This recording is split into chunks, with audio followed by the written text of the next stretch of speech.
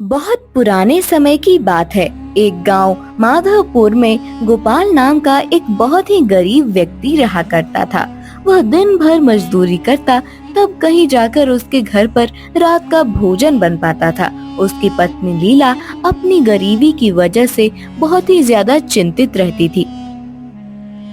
मुझे पता नहीं आखिर भगवान हमें किन बुरे कर्मों की सजा दे रहा है। आखिर हम कब तक ऐसे ही गरीब रहेंगे। तुम चिंता मत करो लीला, ईश्वर पर भरोसा रखो। एक दिन हमारा बुरा समय टल जाएगा।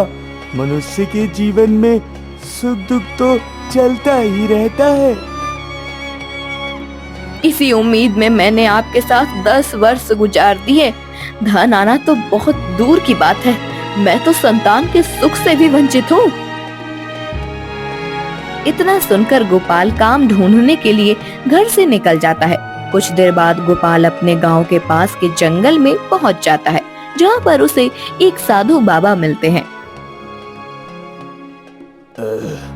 बालक, क्या तेरे पास मेरे खाने के लिए एक रोटी मिल सकती है? हाँ जी बाबा जी, इत्तेफाक से मेरे पास इस समय एक ही रोटी है। मैं एक दिन में केवल एक ही व्यक्ति के सामने हाथ फैलाता हूँ। अब तू सोच ले, क्या मुझे भूखा यहाँ से वापस भेजेगा? साधु की बात सुनकर गोपाल सोच में पड़ गया। कुछ देर सोचने के बाद गोपाल बोला, बाबा जी, मुझे तो अब भूखा रहने की आदत सी हो गई है। ऐसा करिए, ये रोटी आप ही खा लीजिए। गोपाल ने एक रोटी साधु को पकड़ा दी। वाह, तूने मुझे एक रोटी दी है। कल तक तुझे इसका फल मिल जाएगा बेटे। हाँ। इतना कहकर साधु वहां से चला गया और गोपाल भी अपने काम के लिए निकल गया।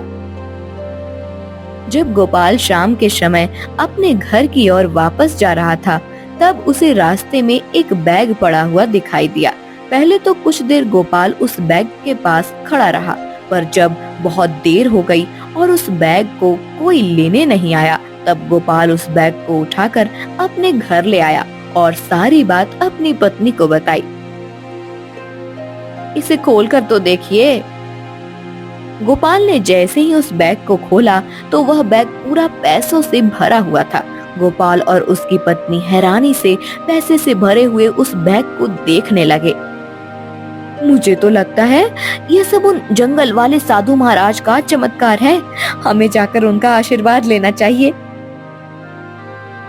हाँ, तुम सही कहती हो लीला।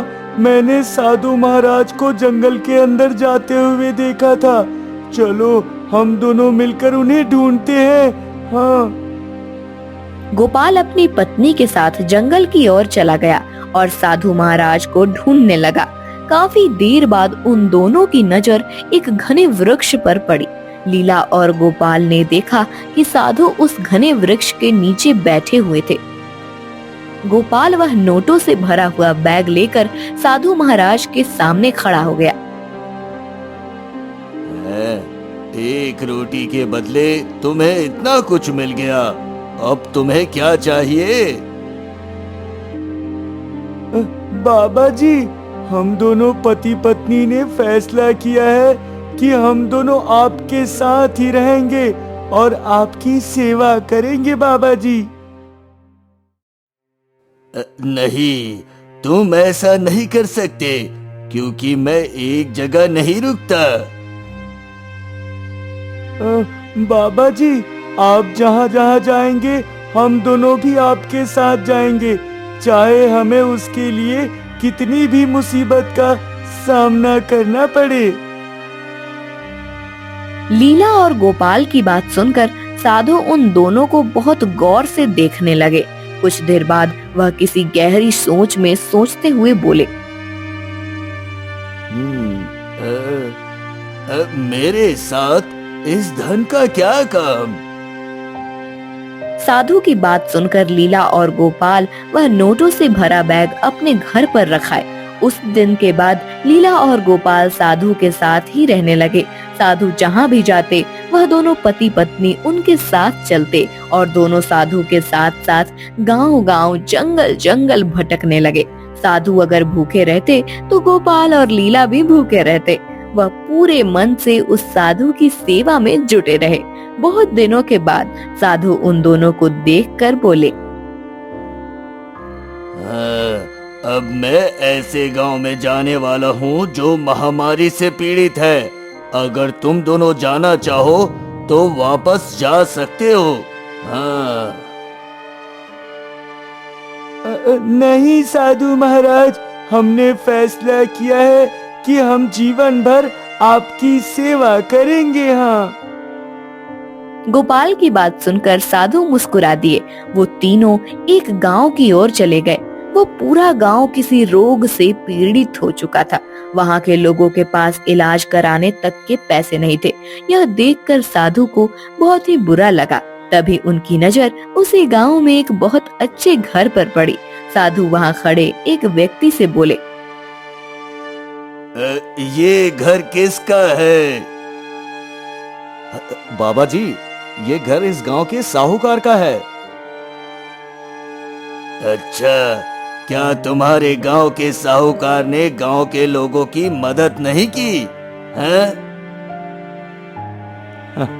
छोड़िए साधु महाराज, आज के जमाने में कौन किसकी मदद करता है। साधु गोपाल और लीला के साथ सीधे उस साहूकार के घर के अंदर चले गए। अपने घर में 3 अजनबियों को देखकर साहूकार चौंक पड़ा। ओए, मेरे घर में साधुओं का कोई काम नहीं। और तुम दोनों कौन हो? कैसे मुंह उठाए अंदर चले आए? हैं? बताओ मुझे। तुम इस गांव के साहूकार हो। तुम्हें यहाँ के लोगों की मदद करनी चाहिए। तुमने देखा नहीं, यहाँ के लोगों के पास इलाज कराने तक के पैसे नहीं हैं। हाँ? अच्छा, अगर तुम्हें उनका इतना ही बुरा लग रहा है तो जाकर तुम उनके इलाज और दवाई का इंतजाम कर दो। चलो जाओ यहाँ से। साहूकार ने साधु गोपाल और लीला को अपमानित करके अपने घर से बाहर निकाल दिया। साहूकार के अपमानित करने पर साधु क्रोध में आ गए और सीधे जंगल की ओर चले गए और क्रोधित होकर गोपाल से बोले, जाओ, जाकर सारे गांव वालों को यहाँ पर बुला के लाओ। जाओ जल्दी। साधु के कहने पर गोपाल और लीला गांव वालों को जंगल की ओर ले आए। साधु एक पेड़ के नीचे खड़े होकर गांव वालों की ओर बहुत गौर से देखते हुए बोले,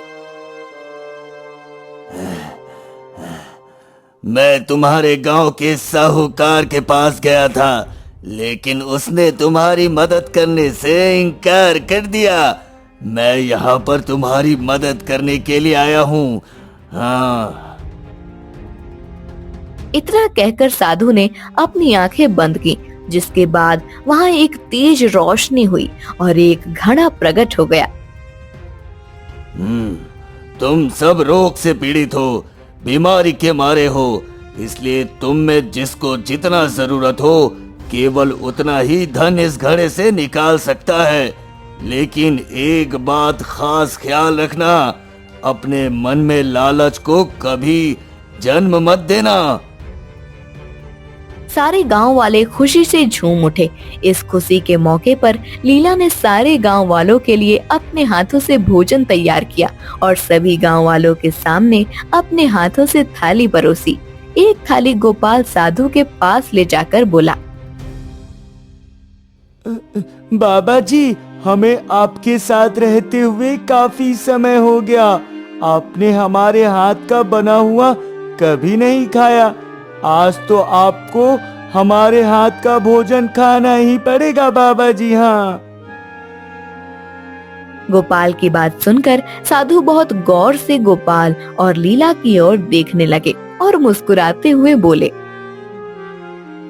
अच्छा, आज मैं तुम्हारा दिल नहीं तोड़ूंगा। लाओ। इतना कहकर साधु उस भोजन को खाने लगे, मगर भोजन को खाते ही साधु को गहरी नींद आ गई और देखते ही देखते सारे गांव वाले नींद की आगोश में समा गए। अगली सुबह जब उनकी आंख खुली तो उन्होंने देखा कि वह जादुई घड़ा वहां पर नहीं है। इधर गोपाल अपने घर पर बैठा हुआ अपनी पत्नी के साथ हंस रहा था। उसके कमरे में वही जादुई घड़ा भी रखा हुआ था। मैंने आपसे कहा था ना कि वह बहुत ही पहुंचे हुए साधु लगते हैं। अगर आप सिर्फ नोटों से भरे बैग से संतुष्ट हो जाते तो क्या आपके जीवन में इतना सुख देख पाते?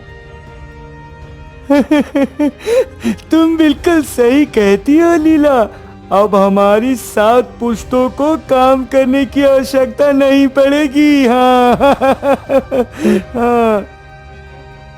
तभी तो हम अब तक साधु के साथ साथ परेशान हो रहे थे। आपने देखा नहीं, वहाँ पर चमत्कार हुआ और यह कीमती अमानत हमारे हाथ लग गई। अब हमें कोई काम करने की जरूरत नहीं, बस अब तो सारा जीवन आराम से कटेगा। लीला ने इतना कहा ही था कि तभी एक तेज रोशनी हुई और वह जादुई घड़ा मिट्टी में परिवर्तित हो गया। हाँ, ये क्या हुआ जी? ये कैसे हो सकता है? लीला के इतना कहते ही दरवाजे पर दस्तक हुई। गोपाल ने जैसे ही दरवाजा खोला तो सामने वही साधु क्रोधित अवस्था में खड़े हुए थे। क्या हुआ? मुझे देखकर नजर क्यों चुरा रहे हो? तुम जो चुरा कर लाए थे वो मिट्टी बन गया ना।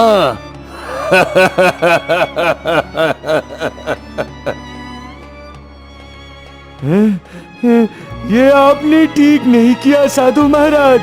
हमने आपकी बहुत सेवा की। उस सारे सोने पर मेरा और मेरी पत्नी का ही अधिकार था, ना कि उन रोगी गांव वालों का। हाँ।